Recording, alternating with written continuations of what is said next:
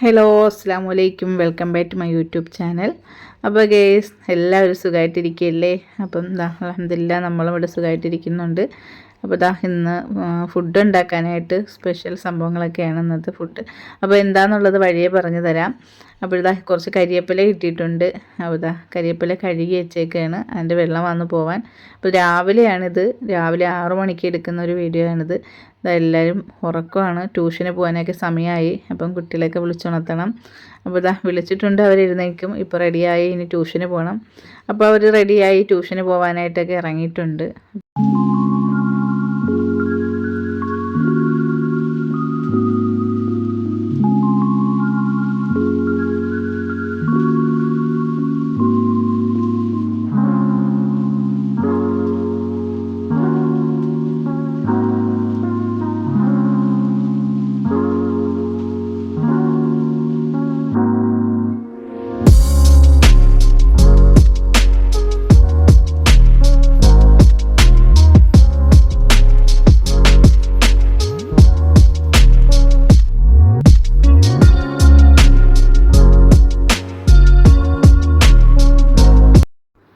അപ്പോൾ അവർ ട്യൂഷന് പോയിട്ടുണ്ട് കുട്ടികൾ. അപ്പോഴേ ഇനി ഞാൻ കിച്ചണിലോട്ട് കയറിയാണ്. ഇനി അവരെ വിട്ടിട്ട് വേണം ബാക്കി കിച്ചണിലെ കാര്യങ്ങളെല്ലാം നോക്കാൻ. കിച്ചണിലോട്ട് കയറിയിട്ടുണ്ട്. ഇനി നമുക്ക് ഇവിടുത്തെ കാര്യങ്ങൾ നോക്കാം. അപ്പോൾ ഞാൻ പയറും മത്തനുമൊക്കെ വേവിച്ച് വെച്ചിട്ടുണ്ട്. പയറും മത്തനും പിന്നെ ചേമ്പും കൂടിയാണ് വേവിച്ച് വെച്ചേക്കുന്നത്. കുക്കറിൽ വേവിച്ചിട്ടുണ്ട്. ഇനി നമുക്കത് അരപ്പ് ഇരിപ്പുണ്ട്, അത് വീത്തി വെച്ചിട്ടുണ്ട്. അപ്പോൾ ഇതിനൊരു കറി വയ്ക്കണം. അപ്പം ഞങ്ങളുടെ നാട്ടിൽ ഉടച്ചെറിയെന്ന് പറയും. അപ്പോൾ ഇതെന്തൊക്കെയാണെന്ന് വെച്ചാൽ ചെറുപയറുണ്ട്, മത്തനുണ്ട്, ചേമ്പുണ്ട്. ഇതെല്ലാം കൂടി വേവിച്ചിട്ട് നമ്മൾ ഈ അരപ്പരച്ച് വീത്തും. അപ്പോൾ തോരനിക്ക് അരയ്ക്കുന്ന പോലെ അല്ലെങ്കിൽ അവിയലിന് അരയ്ക്കുന്ന കണക്ക് അരച്ച് വീത്തി ഒരു ഉടച്ച് കറിയായിട്ട് എടുക്കും. അപ്പോൾ നമ്മൾ കുറേ വാഴകൾ വെട്ടി വെച്ചിട്ടുണ്ട്, വാഴയിലകൾ. അപ്പോൾ നിങ്ങൾ വിചാരിക്കും ഇത് എന്തിനാണ് ഈ ഇല ഇത്രയും വെട്ടി വെച്ചേക്കണേന്നുള്ളത്. എന്താണെന്നുള്ളതൊക്കെ ഞാൻ കാര്യമായിട്ട് വിശദമായിട്ട് പറഞ്ഞുതരാം. അപ്പോൾ കുറേ വാഴയിലകൾ വെട്ടി വെച്ചിട്ടുണ്ട്.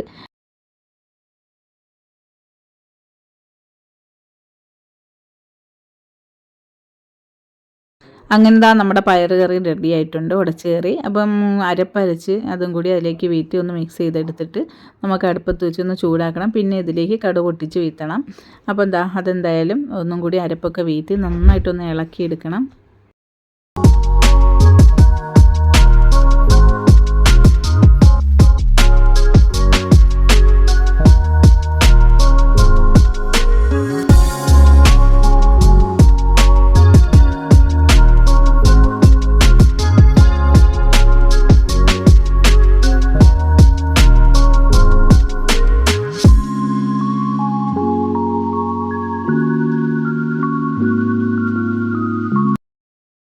നമുക്ക് കുറച്ച് കറിവേപ്പില കിട്ടിയിട്ടുണ്ട്. അപ്പോൾ അതിനെ ഞാൻ കഴുകി വെച്ചേക്കുമായിരുന്നു. അപ്പോൾ ഇനി അത് ഓരോന്നായിട്ട് ഇങ്ങനെ എടുത്തിട്ട് ഒരു ടിന്നിനകത്തിട്ട് വെക്കും. എന്നിട്ട് കുറേശ്ശെ നമ്മളിങ്ങനെ ആവശ്യങ്ങൾക്ക് എടുക്കും. അപ്പോൾ ഇപ്പം ഞാൻ പാത്രത്തിലിട്ട് വെച്ചിട്ടുണ്ട്. ടിന്നെടുത്തിട്ട് ഇനി അതിലേക്ക് ഇട്ട് വയ്ക്കും. കുറച്ച് കരിവേപ്പില ഉണ്ട്. അപ്പം എല്ലാം കൂടി ഒന്നീ ഒരു പ്ലാസ്റ്റിക് ടിന്നിനകത്ത്, അതല്ലെങ്കിൽ ഒരു കുപ്പി പൊട്ടുന്ന ഭരണിക്കകത്ത് ഇങ്ങനെ വെച്ച് കഴിഞ്ഞാൽ കുറേ നാൾ, എത്ര നാൾ വേണമെങ്കിലും ഇരിക്കും നമുക്ക്. അപ്പം ഞാൻ ഇതുപോലെയാണ് ചെയ്യുന്നത്.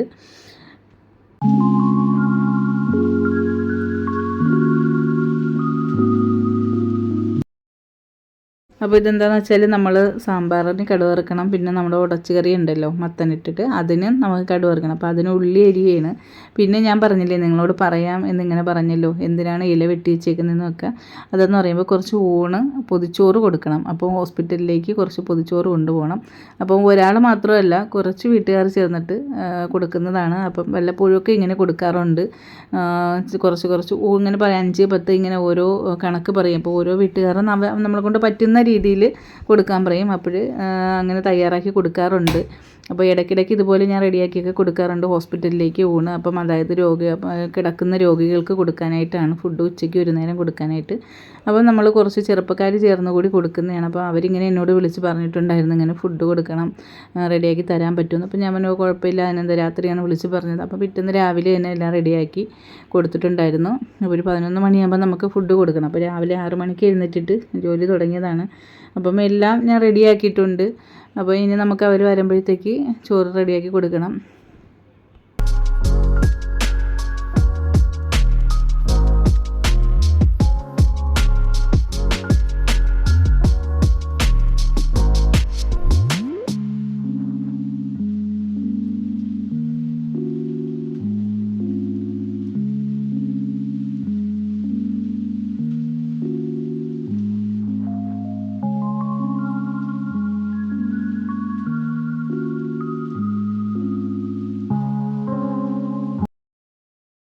അപ്പോൾ ഇത് അതിനിടയിൽ എനിക്ക് ഒരു കാൾ വന്നു. അപ്പോൾ ഞാൻ അതെടുത്ത് ഇങ്ങനെ സംസാരിച്ചുകൊണ്ടിരിക്കുകയാണ്. അപ്പം ജോലിയും ചെയ്യുന്നുണ്ട്, ഫോണിലും സംസാരിക്കുന്നുണ്ട്.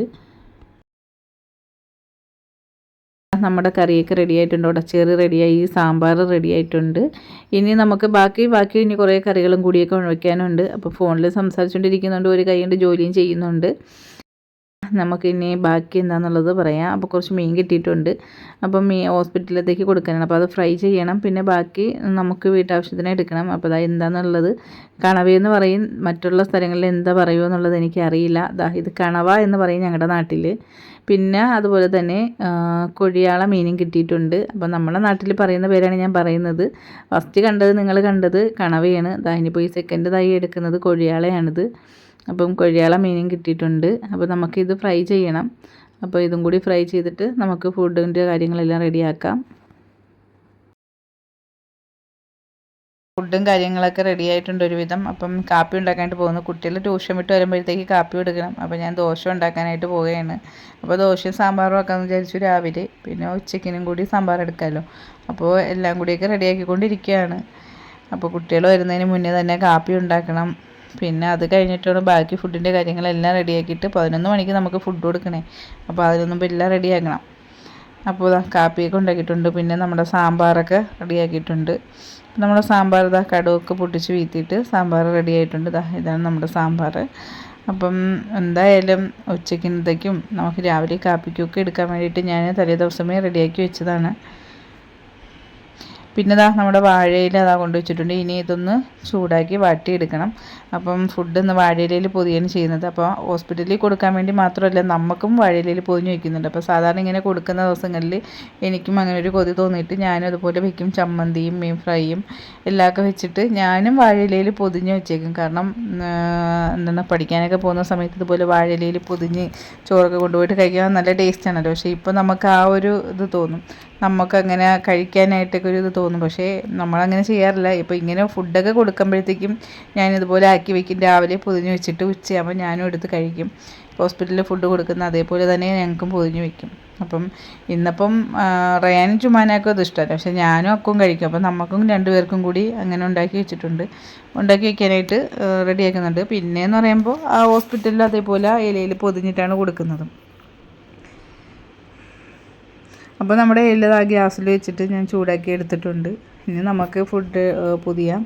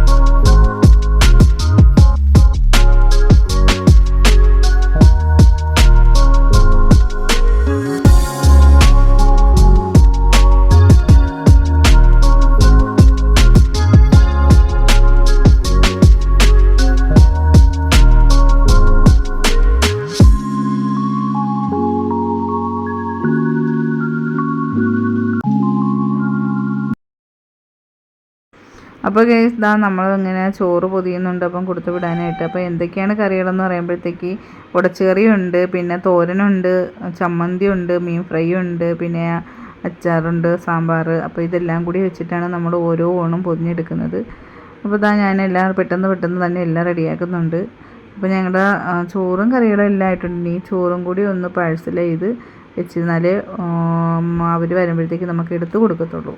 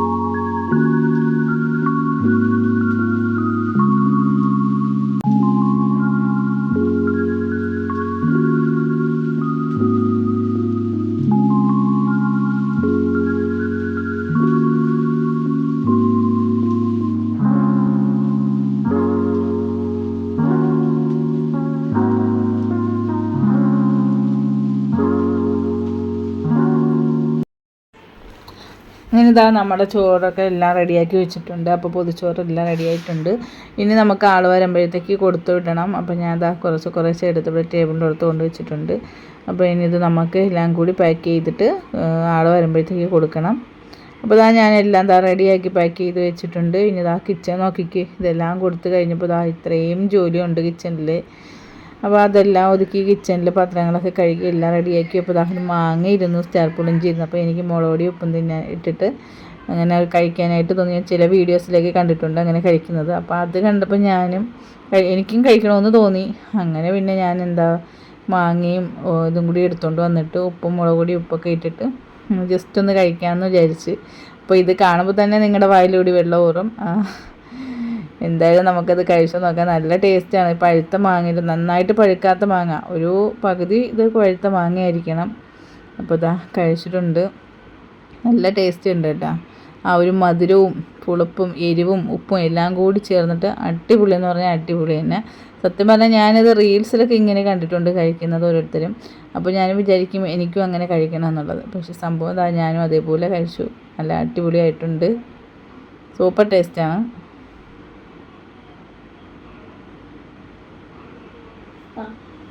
അപ്പോൾ മഴ തുടങ്ങിയിട്ടുണ്ട്. ഇതെല്ലാം കഴിഞ്ഞു.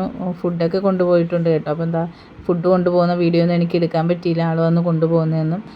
ഇവിടെ നല്ല മഴയുണ്ട്. മഴയെന്ന് പറഞ്ഞാൽ ഭയങ്കര മഴയാണ്, കാറ്റും മഴയായിട്ടൊക്കെ ഇങ്ങനെ നിൽക്കുകയാണ്. പിന്നെ ഇവിടെ റയാൻ ട്യൂഷൻ വിട്ട് വന്നിട്ട് റയാൻ കുറേ സംഭവങ്ങളൊക്കെ എടുത്ത് എന്തൊക്കെയോ ജോലിയും ഇലക്ട്രീഷ്യനുമായിട്ട് ബന്ധമുള്ള കാര്യങ്ങളാണ് കൂടുതൽ ചെയ്യുന്നത്. അപ്പോൾ എന്തൊക്കെയോ കാര്യങ്ങൾ ചെയ്യുന്നുണ്ട്.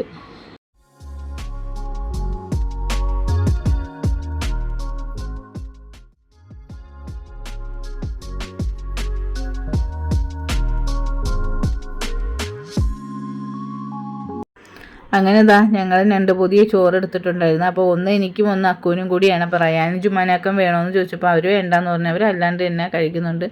നമുക്ക് ഇലയിൽ പൊതിഞ്ഞ ചോറ് കഴിക്കാനായിട്ട് എനിക്ക് ഭയങ്കര ഇഷ്ടമാണ് ഇലയിൽ പൊതിഞ്ഞ ചോറ് കഴിക്കാനായിട്ട്. അപ്പോൾ അക്കുവിന് വേണമെന്ന് പറഞ്ഞാൽ അക്കുവിനും എടുത്തിട്ടുണ്ട്, ഞാനും എടുത്തിട്ടുണ്ട്. രാവിലെ പൊതിഞ്ഞ് വെച്ചാൽ ഇനി അത് തുറക്കുമ്പോൾ എന്തൊരു മണമെന്നറിയോ, നല്ല ഒരു മണമാണ്. അതുപോലെ ആ ഫുഡ് കഴിക്കുമ്പോഴും നല്ല ടേസ്റ്റാണ് ആ ഇലയിൽ പൊതിഞ്ഞിട്ടുള്ള. അങ്ങനെ നമ്മുടെ പൊതിച്ചോറ് ഇങ്ങനെ തുറന്നിട്ടുണ്ട്.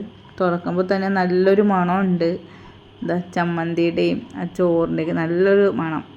അപ്പോൾ നമ്മൾ ഫുഡ് കഴിക്കാനായിട്ട് പോകുന്നുണ്ട്. അപ്പം ഓക്കെ, ബൈ ബൈ. ഇന്നത്തെ വീഡിയോ ഇത്രയൊക്കെ ഉള്ളൂ. അസ്സലാമു അലൈക്കും.